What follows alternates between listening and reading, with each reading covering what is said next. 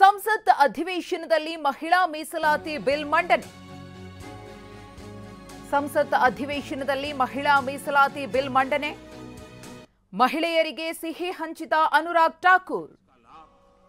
देश को मिलना चाहिए, देश के जनप्रतिनिधियों को मिलना चाहिए, चाहे वो ग्राम प्रधान के रूप में चुना गया हो, चाहे वो संसद में आया हो।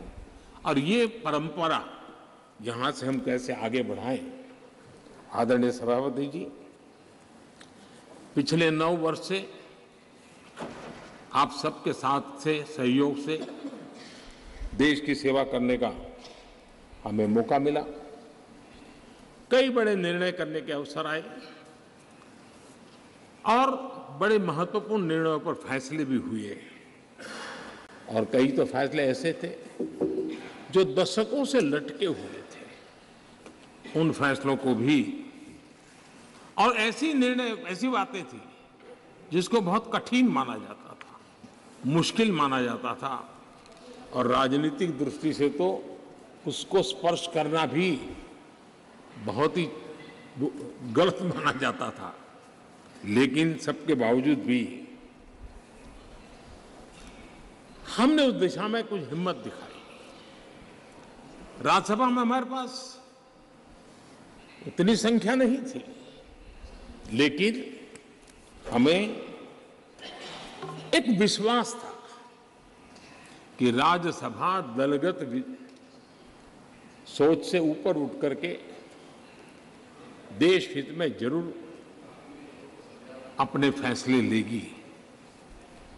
और मैं आज बड़े संतोष के साथ कह सकता हूं कि उदार सोच के परिणाम हमारे पास संख्या बल कम होने के बावजूद भी आप सभी माननीय सांसदों की मैच्योरिटी के कारण, समझ के कारण, राष्ट्रहित के प्रति अपनी जिम्मेवारी के कारण, आप सबके सहयोग से हम कई ऐसे कठिन निर्णय भी कर पाए और राज्यसभा की गरिमा को ऊपर उठाने का काम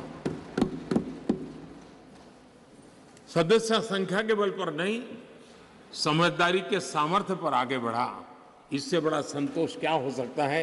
और इसलिए मैं सदन के सभी माननीय सांसदों का, जो आज वह हैं, जो इसके पहले थे, उन सब का धन्यवाद करता हूं। आदरणीय सभापति जी, लोकतंत्र में कौन शासन में आएगा, कौन नहीं आएगा, कौन कब आएगा, ये क्रम चलता रहता है, वो बहुत स्वाभाविक भी है।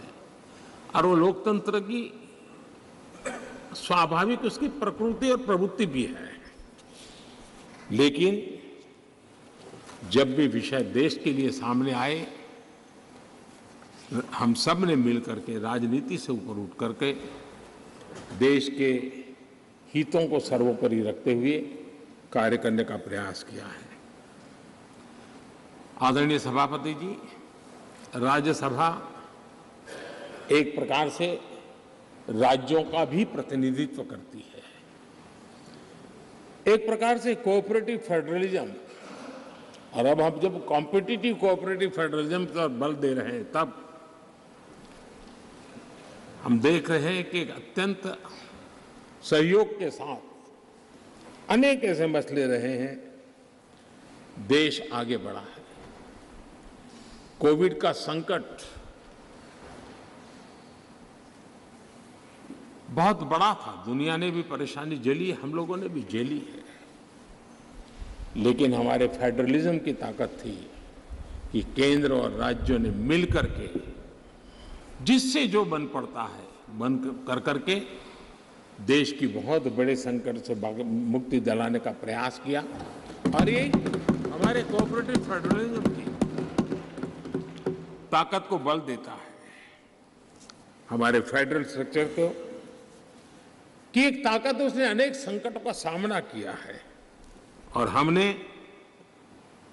सिर्फ संकटों के समय नहीं, उत्सव के समय भी दुनिया के सामने भारत की उस ताकत को पेश किया है जिससे दुनिया प्रभावित हुई है। भारत की विविधता, भारत के इतने राजनीतिक दल, भारत में इतने मीडिया हाउसेस, भारत के इतना रहन सहन, बोलियां, ये सारी चीजें G20 समिट में, राज्यों में जो समिट हुई, क्योंकि दिल्ली में तो बहुत देर से आए, लेकिन उसके पहले देश के 60 जितने शहरों में 220 से ज्यादा समिट होना, और हर राज्य ने बढ़ चढ़ करके बड़े उत्साह के साथ विश्व को प्रभावित करें इस प्रकार से मेहमान नवाजी भी की, और जो डेलिब्रेशंस हुए उसने तो दुनिया को दिशा देने का सामर्थ्य दिखाया है।